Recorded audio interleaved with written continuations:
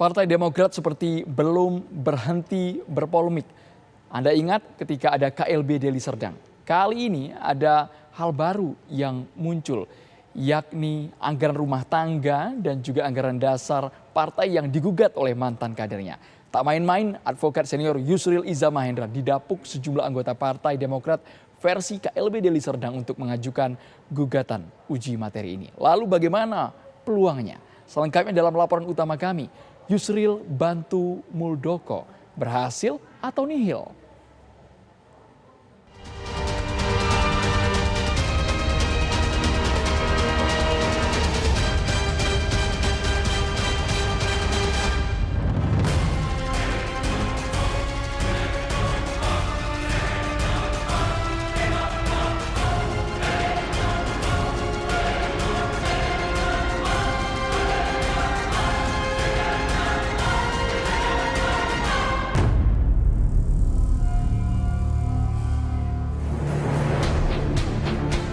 Sengkarut di tubuh Partai Demokrat memasuki babak baru. Terkini, eksperimen uji materi maupun formil oleh Yusril Iza Mahendra terhadap anggaran dasar dan anggaran rumah tangga Partai Demokrat tahun 2020 pimpinan AHY seperti kembali memantik bara. Poin mendasar yang digugat di ADART Partai Demokrat tahun 2020 itu adalah tentang kekuasaan majelis tinggi yang superpower melebihi kedaulatan anggota. Lalu ada juga soal manipulasi ADART yang dibuat di luar Kongres dan didaftarkan ke Kemenkumham seakan-akan ADART itu adalah produk Kongres tahun 2020. Pemecatan yang sewenang-wenang adalah bukti diinjak-injaknya keadilan dalam penegakan hukum di dalam Partai Demokrat. Anggaran dasar ini adalah bukan produk legislasi. Anggaran dasar ini adalah dibentuk oleh partai politik sendiri. Sementara kalau kita bicara peraturan perundang-undangan di bawah undang-undang, konstitusi ataupun landasan atau argumentasi hukumnya jelas dinyatakan limitatif di dalam Undang-Undang Nomor 12 Tahun 2011 tentang pembentukan peraturan perundang-undangan. Di mata Demokrat kubu AHY, manuver Yusril itu pun dipandang sebagai langkah yang jauh dari kata terima kasih. Diketahui, Yusril yang notabene pernah diangkat SBY sebagai Mensesnek di Kabinet Indonesia Bersatu Jilid 1. Pun anak Yusril pernah disokong Demokrat saat maju pilkada. Kini justru mengambil peran berseberangan sebagai kuasa hukum 4 mantan kader Demokrat yang membelot dan merapat ke kubu Muldoko. Saya mengembangkan satu argumen yang cukup panjang di dalam permohonan ini yang mendalilkan bahwa sebenarnya partai politik itu ketika dia dibentuk, dia diperintahkan oleh undang-undang untuk membuat anggaran dasar dan anggaran rumah tangga dan ada guideline oleh undang-undang.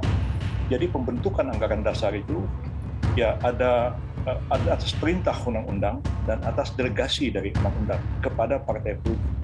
Nah, ketika partai itu membuat anggaran dasar atau anggaran rumah tangga, ternyata isinya menabrak undang-undang, akan menabrak konstitusi. Siapa yang bisa menguji anggaran dasar dan anggaran rumah tangga partai politik itu? Saya pikir itu dari sisi hukum untuk pengajuan judicial review itu sudah menyalahi. Karena itu kan ADART itu kan produk internal partai.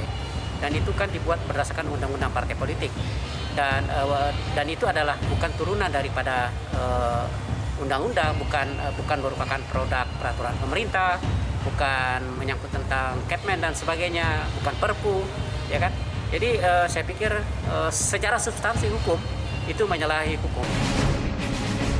Seakan ingin meredam polemik, Yusril lantas berdalih bila pihaknya tak tertarik untuk cawe-cawe urusan internal Partai Demokrat. Pun Yusril hanya ingin fokus kepada persoalan hukum yang disorongkan kepadanya. Dalam perkara ini, Yusril melihat ada celah dalam ADART Partai Demokrat khususnya yang dapat dikuliti. Walau dinilai beraroma spekulatif, namun diyakini Yusril telah mengkalkulasi eksperimennya itu dengan baik, kendati harus menepikan kisah manisnya dengan SBY di masa lalu. Bahwa kalau dikatakan bahwa ini bagian daripada agenda dan lain-lain, yaitu soal politiknya lah. Saya sendiri menahan diri untuk tidak terlalu banyak berbicara mengenai persoalan politiknya. Tapi mengenai ini soal apakah orangnya punya legal standing atau tidak, saya kira saya tidak ingin memperdebatkan ini di luar sidang ya. Barangkali sayang Mahkamah Agung itu tidak membuka sidang seperti Mahkamah Konstitusi ya. Jadi pasif apakah pendapat saya diterima oleh hakim nanti atau pendapat saya ditolak oleh majelis hakim, itu persoalan yang bagi saya itu persoalan lain. Kalau kemudian lebih jauh, saya berpandangan bahwa ini ada upaya yang berpotensi untuk kemudian menghancurkan Demokrat, untuk melakukan tanda kutip pengambil alihan secara paksa, pengambil alihan secara inkonstitusional dan ilegal, tentu ini juga mudah dipahami oleh publik. Yusril yang dinilai piawai memenangi perkara lalu turut melayangkan tantangan ke Demokrat kubu AHY untuk beradu argumen perihal keabsahan gugatan yang diajukannya ke Mahkamah Agung. Meski begitu, dalam gugatan yang diajukan Yusril tersebut, pihak termohon adalah Menteri Hukum dan HAM selaku pihak yang mengesahkan ADART dimaksud.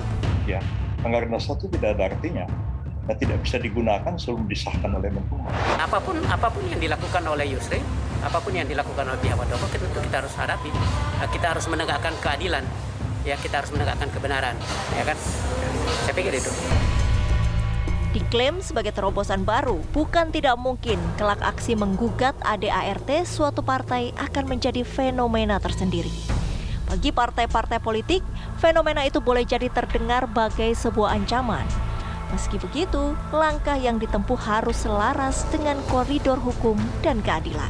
Kalau seandainya nanti kemudian JR ini dikabulkan MA, maka akan muncul JR serupa yang akan dilakukan oleh masyarakat kepada MA. Contoh gitu, bisa jadi ini anggaran dasar, anggaran rumah tangga partai politik akan dilakukan oleh hal yang sama oleh tanda kutip oleh kader-kadernya. Secara politik besarnya tentu kita juga akan mengingatkan segenap pemangku kepentingan bangsa ini hati-hati dengan manuver-manuver politik ataupun upaya-upaya yang mengatasnamakan hukum ini kemudian menimbulkan kekacauan hukum ataupun instabilitas dalam kehidupan berbangsa, bernegara, dan bermasyarakat.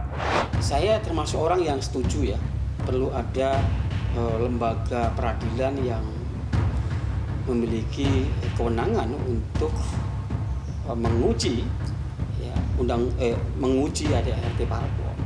Ya. Karena kalau tidak ada, ini bisa terjadi kevakuman hukum. Jadi ADART yang sah itu sampai sekarang di Kemenkumham yang diserahkan tahun 2020 itu nanti dasar utamanya. Lalu kalau ada yang mengajukan perubahan, kita tanya bagaimana mengubahnya, siapa yang mengubah, forumnya apa, yang hadir di dalam forum itu sah apa tidak, nanti kita semuanya akan nilai. Nah, berdasar itu maka juga yang menjadi ketua umum Partai Demokrat sampai saat ini ya adalah AHY.